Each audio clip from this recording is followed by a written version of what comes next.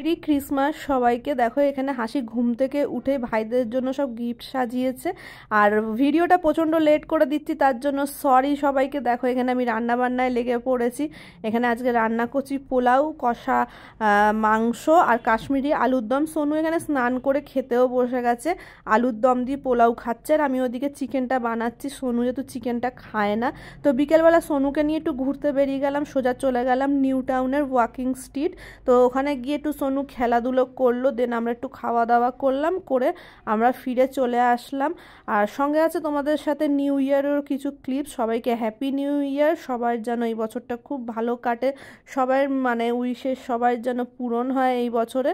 তো দেখো আমরা দুজন একটুখানি বেরিয়ে পড়েছি, আর রাতের কলকাতা এমনি আমাদের কাছে প্রিয়, তার মধ্যে 25 ডিসেম্বর থেকে আমাদের কলকাতা এত সুন্দর লাইটিংয়ে সেজে ওঠে, তখন আরও সুন্দর লাগে। তো আমরা গেছিলাম একটা হস্তক্রাফট বলে নিউ টাউনের দোকান আছে, সেখানে দেখবে তোমরা ইনস্টাতে অনেকেই ভিডিও করছে জিরো ওয়েস্ট বলে, তোমরাও গিয়ে ঘুরে আসতে পারো, খুবই ভালো লাগবে গেলে। ওখানে সব কিছু হ্যান্ডমেড পাবে।